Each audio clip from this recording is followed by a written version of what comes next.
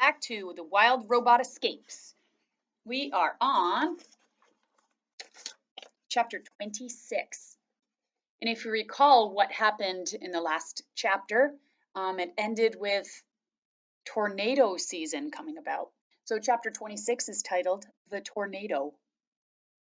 The weather forecasts warned of possible tornadoes that particular day, but despite their scientific equipment, experts still couldn't exactly predict when or where a tornado would strike. So most farmers carried on with their usual tasks while keeping a watchful eye on the skies. Rose was out in the field loading hay bales into the flatbed truck as towering puffy clouds rose up from the south. Raindrops lightly tapped against her body, and she thought nothing of it. The wind began to blow, and still the robot continued with her work. It wasn't until the first flash of lightning that Rose finally called it quits. She climbed into the back of the truck, and it automatically rolled across the hayfield toward the driveway. The storm developed quickly. Dark clouds started swirling and bulging downward, lower and lower, like a giant twisting finger pointing at the countryside. A tornado was beginning to form. When the truck reached the driveway, Rose hollered, "Drive faster!" The engine revved, the tires kicked up gravel, and the robot held on tight. The funnel cloud continued stretching downward. It brushed the tree line, leaves exploded into the air. Dust whirled around and around, rising higher with each spin. When the tornado finally touched the ground, a siren sounded in the distance, but the tornado was growing noisier and angrier as it blew in from the fields, and the siren was quickly lost to the howling winds. The truck charged up the driveway and into the cluster of farm buildings. Rose looked ahead at the house and saw frightened faces in the window. "Go to the storm shelter!" she hollered in her loudest voice. Then she leaped off the truck and ran to help the Sharifs. Let me show you a picture of this. Here's the tornado.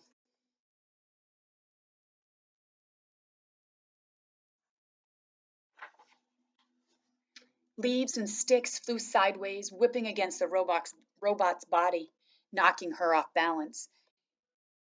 Behind her, the farm buildings rattled and groaned. The milking parlor was shaking violently. With a long, terrible screech, its entire roof peeled off and sailed away in the wind. 4 blurry shapes appeared in the backyard. Mr. Sharif shielded his face and hobbled against the house toward the storm shelter. He threw open the door and waved to everyone down the stairs. Oscar went first, then Jaya, but Jad wasn't moving. "Come on, Jad!" yelled his father. The boy stood still, shaggy hair flying everywhere, and stared up at the towering, twisting tornado. He used to have nightmares about tornadoes, but this was no nightmare. It was real, and it was getting closer. The clouds swirled faster. The wind roared louder. The trees bent down to the ground. Jad suddenly felt strong arms around him, and Rose whisked him to safety. Mr. Sharif reached up from inside the shelter, desperately grasping for his son.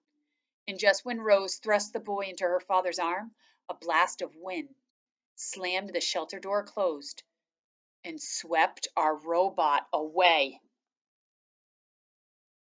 At first, Rose didn't realize she was in a tornado. She kept expecting to fall back to the ground, but the wind only lifted her higher and higher. She saw the treetops, the rooftops, and faraway fields. More of the countryside came into view with each spin around the funnel cloud. Our robot's survival instincts were blaring in her head, urging her to protect herself. But what could she do? The tornado was in control. The winds whirled her up and around. Rose could almost imagine what it was like to fly, and she thought of Bright Bill. It seemed her final moments would be spent in her son's airborne world. Rose wasn't the only thing swept up in the storm. Dust, gravel, leaves, branches, fence posts, farm equipment, they were all whirling around with her.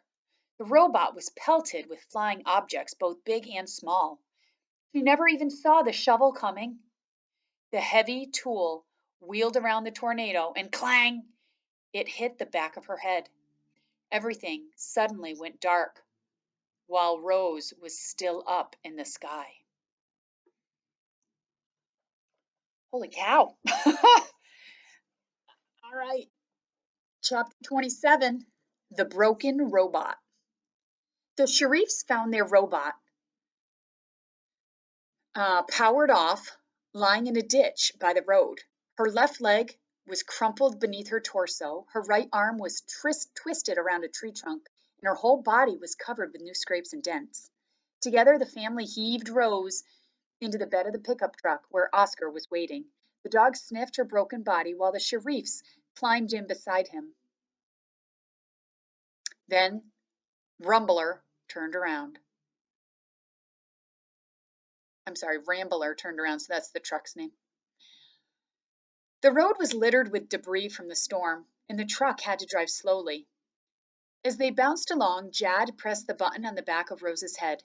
She powered up, and her garbled voice automatically said, "Hello, I am Rose, Unit 7134, but you can call me Rose." Oscar licked the poor robot's face, and Jad leaned close. "Rose, can you hear me? Are you okay?" "Hello, Jad. I have broken limbs and minor damage to my computer brain. My systems are now repairing themselves. Please stand by." The robot's glowing eyes pulsed as her recovery program did its job. And before long, Rose sounded like her old self. "My computer brain is now fully functioning." Jad wrapped his arms around the robot and sobbed. "I'm so sorry, Rose. It's my fault the tornado got you. Please don't be mad." Now Jaya was crying too. She pulled her brother and her dog and her robot into a big hug. Mr. Sharif wasn't much of a hugger, but he reached over and laid his hand on Rose's shoulder. They stayed like that for some time, quietly holding one another. The shock of the tornado was fresh, and it felt good to be together. "Mr. Sharif, I apologize for leaving the farm without your permission," said the robot. The man smiled. "No need to apologize, Rose. I'm just glad you're alive." "How are the cows?" said Rose. "The farm is a mess, but the cows are fine," said Mr. Sharif. "We'll take you to the repair shop right now, and you'll be with the herd again soon." Chapter 28, titled The Shop. It was a small, sleepy farm town. A few trucks glided down the street.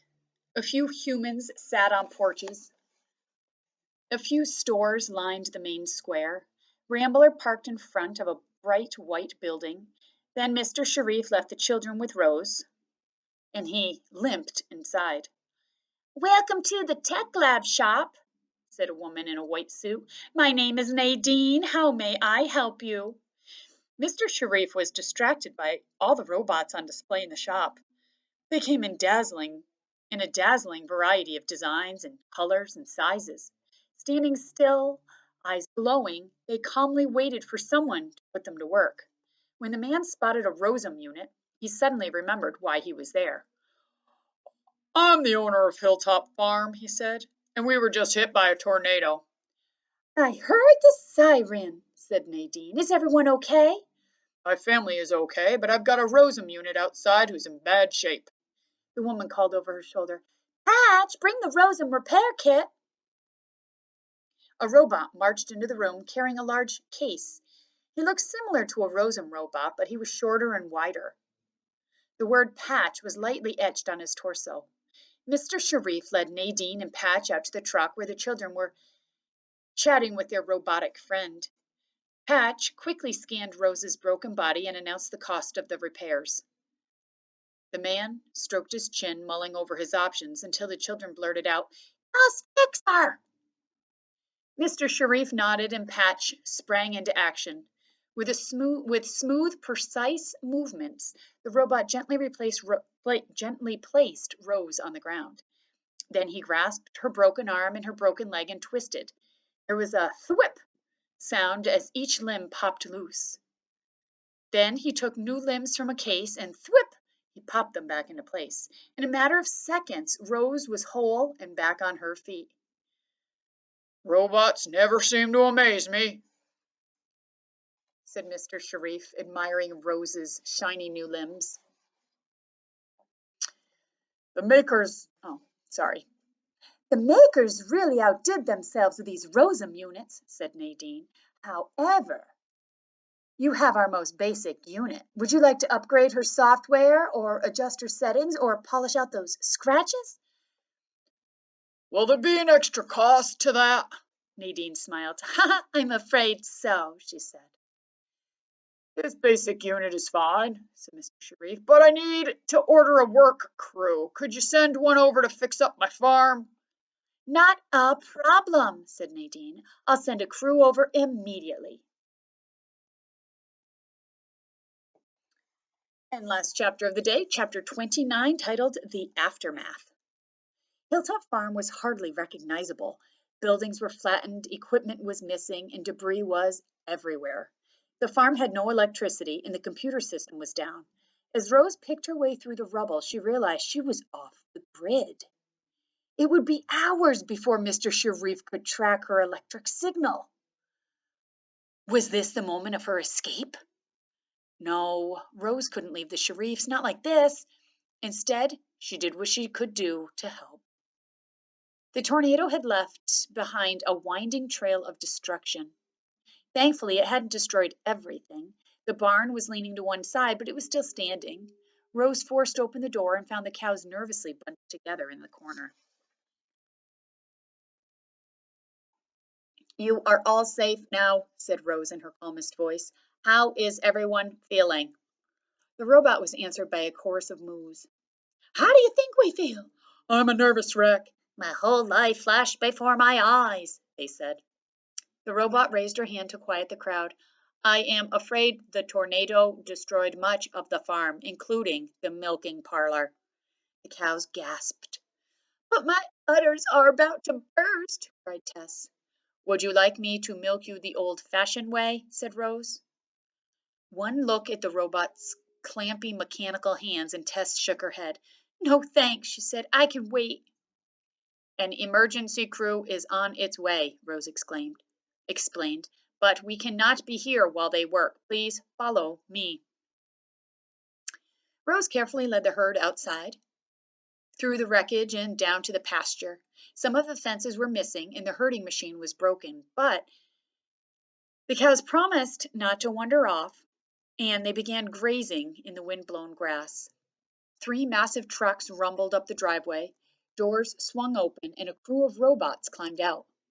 The lead robot checked in with Rose, and the others began unloading supplies from the trucks. Then the crew got down to business. I'll show you a picture of the crew. There's the crew coming to work. Power tools buzzed, debris was cleared, fences were mended, holes were dug, machines were repaired or replaced. Beams and walls and roofs went up. Equipment and pipes and wires were installed. Clearly, these robots were designed to work as a team. The Sharifs wandered out back and stood with Rose.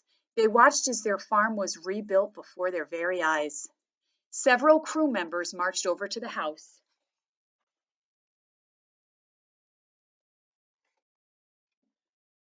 Fixed a hole in the roof and replaced the shattered windows. Finally, rubble and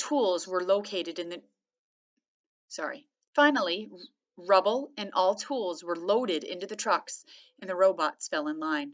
Are you satisfied with our work? Said the robot leader. I am satisfied, said Rose. At those words, the robots climbed back into their trucks, drove away.